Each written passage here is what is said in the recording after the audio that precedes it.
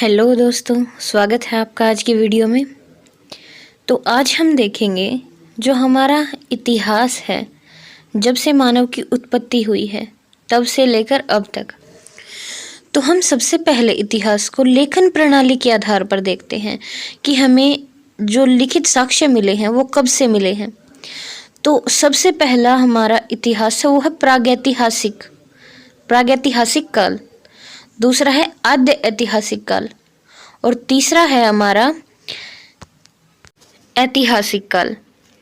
तो जो हमारा पहला प्रागैतिहासिक काल है, प्रागैतिहासिक काल में कोई भी लिपि नहीं थी। लिपि मतलब कोई भी लिखित साक्ष्य अब तक हमें नहीं मिले हैं। हमें सिर्फ पुरातात्विक साक्ष्य मिले हैं, जो जैसे कि गुफाएं हो गई, गुफाओं के अंदर चित्र हो गए या फिर हथियार हो गए, जो उपकरण होते थे। तो प्रागैतिहासिक काल में हमें कोई लिखित साक्ष्य नहीं मिलते। दूसरा है हमारा आद्य ऐतिहासिक काल। आद्य ऐतिहासिक काल में हमें लिखित साक्ष्य तो मिलते हैं, पर आज तक उन्हें पढ़ा नहीं जा सका। इसका सबसे बड़ा एग्जाम्पल है हड़प्पा सभ्यता, जिसे सिंधु घाटी सभ्यता भी बोलते हैं। उसके हमें लिखित साक्ष्य तो प्राप्त हुए हैं अब तक, बट उसे आज तक नहीं पढ़ा गया। तीसरा है हमारा ऐतिहासिक काल। ऐतिहासिक काल में हमारे लेखन प्रणाली इतनी विकसित हो चुकी थी जिसे हमने पढ़ा है। जो हड़प्पा के बाद जो आर्य आए हैं, वो हमारे ऐतिहासिक काल शुरू हो जाता है वहां से हमारा लेखन प्रणाली के आधार पर। तो हम सबसे पहले प्रागैतिहासिक काल से स्टार्ट करेंगे और फिर उसके बाद धीरे धीरे फिर उसके बाद जाएंगे आद्य ऐतिहासिक काल पे और उसके बाद हम पढ़ेंगे ऐतिहासिक। तो पहला है हमारा प्रागैतिहासिक काल, जिसमें मैंने बताया कि कोई लिपि नहीं मिली है हमें। इसमें हमें सिर्फ गुफाएं मिली हैं और इसका सबसे बड़ा एग्जाम्पल है भीमबेटका की गुफाएं। भीमबेटका की गुफाओं की दीवारों के अंदर चित्र बनाए गए हैं। भीमबेटका कहाँ है? ये भीमबेटका है मध्य प्रदेश में। तो जो हमारा प्रागैतिहासिक काल है उसको भी हम 3 हिस्सों में डिवाइड करते हैं। पहला है हमारा पूरा पाषाण काल, दूसरा है मध्य पाषाण काल और तीसरा है नवपाषाण काल। तो प्रागैतिहासिक काल को हम पाषाण काल क्यों बोलते हैं? पाषाण मतलब पत्थर, क्योंकि ये पत्थरों का समय था। हमारे पास यहाँ पर कोई ऐसी सभ्यता नहीं मिली जिसको लिखना पढ़ना आता हो, या फिर आता होगा तो हमें आज तक उसके एविडेंस नहीं मिले हैं। तो पहला है पूरा पाषाण काल। वो है जब से मानव की उत्पत्ति हुई है, जब से मानव की उत्पत्ति हुई है तब से अब 10,000 ईस्वी पूर्व तक जो हमारा पूरा पाषाण काल की अवधि है, वो है प्रारंभ से, जब से मनुष्य की उत्पत्ति हुई है तब से लेकर 10,000 ईस्वी पूर्व। अब मैंने बताया था ईस्वी पूर्व कब से माना जाता है? 0 से, बर्थ ऑफ क्राइस्ट से 10,000 साल पहले। अगर आज से देखेंगे तो 2,000 साल और ऐड करने पड़ेंगे आपको, तो आज से लगभग 12,000 साल पहले तक हमारा पूरा पाषाण काल था। तो जो पूरा पाषाण काल की महत्वपूर्ण घटनाएं हैं, तो पूरा पाषाण में हुआ था आग का आविष्कार और होमोसेपियन, जो हमारी अब जो इंसान की ज्ञानी मानव है, जो ज्ञानी प्रजाति है इंसान की, वो है होमोसेपियंस। तो उसका उदय और आग का आविष्कार पूरा पाषाण काल में ही हुआ था। नेक्स्ट है हमारा मध्य पाषाण काल। मध्य पाषाण काल का टाइम पीरियड है 9,000 ईस्वी पूर्व से 4,000 ईस्वी पूर्व तक। बाकी आपको ईस्वी पूर्व का समझ तो आ ही चुका है। अगर हम आज से वो टाइम देखेंगे तो हमें 2,000 साल और ऐड करने पड़ेंगे। तो जो हमारा मध्य पाषाण काल था, उसमें जो पत्थरों के जो औजार होते थे वो बहुत छोटे होते थे, इसलिए इस पीरियड को माइक्रोलिथ टाइम पीरियड भी बोला जाता है। और इस टाइम पर आके जो हमारे उपकरण होते थे वो अस्थियों और सींग से बनने लग गए थे।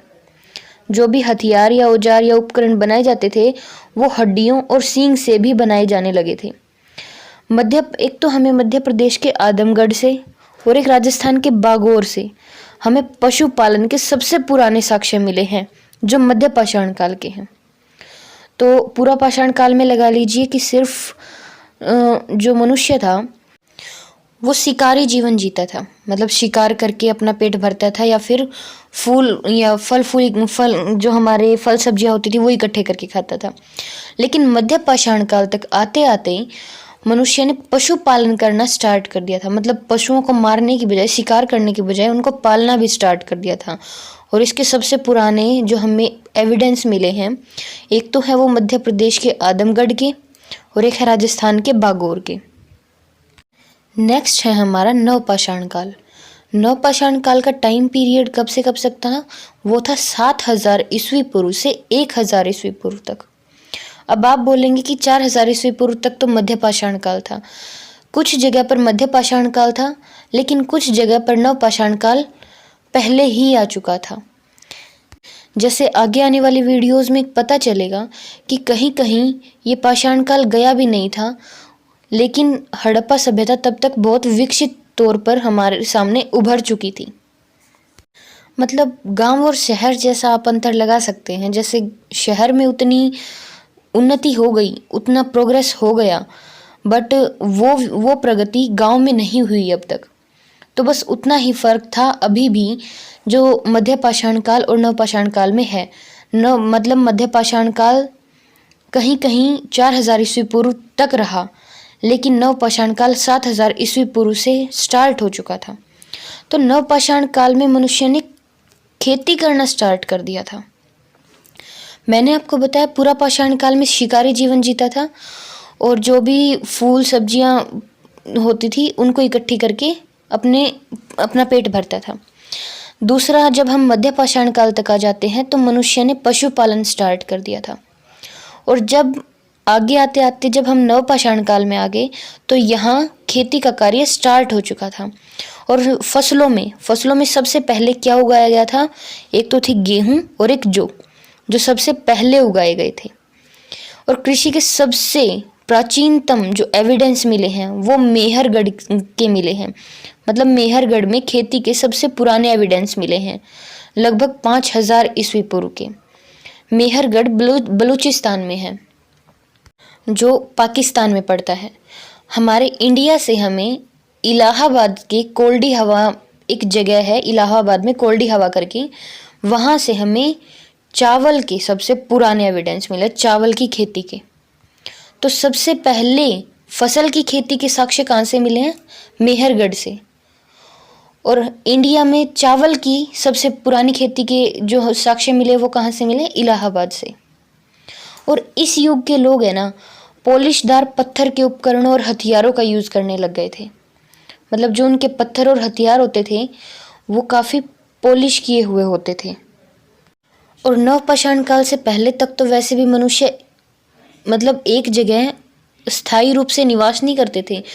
वो एक जगह से दूसरी जगह ट्रैवल करते रहते थे। वो एक जगह पर अपना मतलब बस्ती नहीं बसाते थे।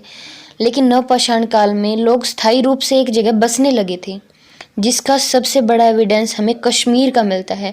कश्मीर में बुर्ज होम में, जहाँ पर लोग धरती के नीचे, ज़मीन के नीचे घर बनाकर रहते थे, गर्तावास में। तो नवपाषाण काल में लोग स्थायी रूप से बसने लगे थे, जिसका सबसे बड़ा एविडेंस कश्मीर का बुर्ज होम है। बुर्ज होम से ही हमें मालिक के शव के साथ एक कुत्ते को भी दफनाए जाने के साक्ष्य मिले हैं। और इसी टाइम में, नवपाषाण काल के टाइम में ही, पटना के चिरांद नामक जगह से हमें हड्डी के उपकरण मिले हैं, नवपाषाण काल के टाइम के।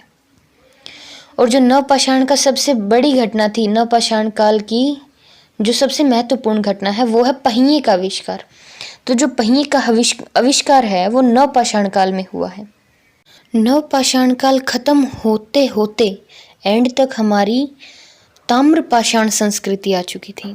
मतलब नवपाषाण खत्म होते होते जो मनुष्य थे वो धातुओं का इस्तेमाल करने लगे थे, और धातुओं में सबसे पहले उन्होंने यूज़ किया था तांबे का। तो इसीलिए नवपाषाण के बाद जो संस्कृति आती है वो ताम्रपाषाणिक संस्कृति थी, जिसमें लोग पत्थरों के साथ साथ तांबे का भी यूज़ करने लग गए थे। इसीलिए इसे ताम्रपाषाणिक संस्कृति बोलते थे, क्योंकि इसमें तांबे का भी यूज़ होता था और पाषाण मतलब पत्थरों का भी यूज़ किया जाता था उपकरणों में। तो हमारी जो ताम्रपाषाणिक संस्कृति थी वो 3 संस्कृतियों, मतलब 3 अलग अलग जगह पर जो बस्तियां थीं उनमें बटी हुई थी। पहली राजस्थान में थी जिसको बोलते थे आहार संस्कृति। आहार संस्कृति में 4 इम्पोर्टेंट जगह थी, आहार, बनास, गिलुंद और बालाथल। ये 4 जगह जो थी वो ताम्रपाषाण संस्कृति की जो आहार संस्कृति थी उसमें आती थी। कौन कौन सी थी? आहार, बनास, गिलुंद और बालाथल। दूसरी मध्य प्रदेश में आती थी मालवा संस्कृति। मालवा संस्कृति में 3 जगह इंपॉर्टेंट थी, कायथा, एरण और नवादा टोली। तो जो मैंने पहले आपको आहार संस्कृति बताई है, तो जो हमारा आहार संस्कृति में जो हमारा आहार था, आहार जो जगह थी वो राजस्थान में थी। और आहार नाम की जगह को ताम्रवती भी बोलते थे, तांबावती या फिर ताम्रवती भी बोलते थे, क्योंकि वहाँ पर बहुत ज़्यादा तांबा मिलता था आहार नाम की जगह से, इसलिए ताम्रवती भी बोला जाता था। दूसरी हमारी मालवा संस्कृति। मालवा संस्कृति में मैंने बताया कायथा, एरण और नवादा टोली। ये 3 एक तरह से आप गांव की तरह लगा लीजिए या फिर बस्तियां थी जो मध्य प्रदेश में थी। तो जो सब नवादा टोली थी उससे हमें कृषि फसलों के साक्ष्य मिले। थर्ड थी हमारी जोवरे संस्कृति जो महाराष्ट्र में थी। जोवरे संस्कृति में थे हमारे जोवरे, नेवासा, दैमाबाद और इनाम गांव। तो ये जो हमारे 4 थे ये थे जोवरे संस्कृति के महत्वपूर्ण स्थल थे। दैमाबाद से हमें भारी मात्रा में कांसे की वस्तुएं मिली हैं। तो दैमाबाद को मोस्टली ताम्रपाषाणिक संस्कृति में ऐड नहीं किया जाता, उसको सिंधु घाटी सभ्यता में ऐड किया जाता है क्योंकि वहाँ से कांसे की चीज़ें मिली हैं। तो जोवरे संस्कृति के 3 इम्पोर्टेंट स्थल थे, जोवरे, नेवासा और इनाम गाँव। और जो ताम्रपाषाणिक संस्कृतियाँ थी ना, जो हमारी आहार, मालवा और जोवरे संस्कृति, इस टाइम में चित्रित जो मृद भांड होते थे, यानी कि जो उपकरण होते थे या फिर बर्तन लगा लीजिए, वो एक तरह से पेंटेड होते थे, उन पे चित्र बनाए जाते थे। वो चित्रित कब शुरू हुए थे? चित्रित मृद भांड कब शुरू हुए थे? ताम्रपाषाणिक संस्कृति से। नेक्स्ट इसके बाद हमारी आ जाती थी महापाषाणिक संस्कृति। ताम्रपाषाण संस्कृति थी, उसके तुरंत पश्चात दक्षिण भारत में आई थी हमारे दक्षिण भारत में, जहाँ आंध्र प्रदेश, केरल, कर्नाटक और तमिलनाडु जो 4 हिस्से नीचे के हैं दक्षिण भारत के, वहाँ आई थी महापाषाणिक संस्कृति। इसको महापाषाणिक संस्कृति क्यों बोलते हैं? महा का मतलब बड़ा, पाषाण का मतलब पत्थर। तो बड़े पत्थरों का युग इसको स्पेशली बोला जाता था, क्योंकि जब वहाँ लोग मरते थे ना, तो लोगों के अवशेषों को बड़े बड़े पत्थरों का उपयोग करके उनको दफनाते थे या फिर बड़े बड़े पत्थरों का यूज़ करते थे, इसीलिए वहाँ महापाषाणिक संस्कृति उसको बोला जाता है। तो ये था हमारा प्रागैतिहासिक काल, जिसमें हमें कोई लिखित साक्ष्य नहीं मिले थे, लेकिन जो हमें एविडेंस मिले थे उनसे हमने अंदाज़ा लगाया कि उस टाइम का जीवन कैसा था। तो प्रागैतिहासिक काल को हमने डिवाइड किया अलग अलग हिस्सों में, पूरा पाषाण, मध्य पाषाण, नवपाषाण, और नवपाषाण काल के बाद फिर हमारी ताम्रपाषाण संस्कृति आई, और ताम्रपाषाण के बाद दक्षिण भारत में महापाषाण संस्कृति भी हमने देखी। इसके बाद हमारी कल हम नेक्स्ट वीडियो में देखेंगे, इसके बाद जो हमारी आ जाती है आद्य ऐतिहासिक काल। प्रागैतिहासिक काल के बाद आया आद्य ऐतिहासिक काल, जिसमें हमें लिपि मिली, मतलब लिखित साक्ष्य तो मिले हैं लेकिन उन्हें आज तक पढ़ा नहीं गया। तो वो जो लिखित साक्ष्य मैंने बताया था, सबसे बड़ा एग्जाम्पल सिंधु घाटी सभ्यता। तो कल की वीडियो हम एक्सप्लेन के साथ सिंधु घाटी सभ्यता को पढ़ेंगे, उसकी सारी चीज़ों की डिटेलिंग। तो कल हमारा सिंधु घाटी सभ्यता का चैप्टर होगा। आज की वीडियो में बस इतना ही।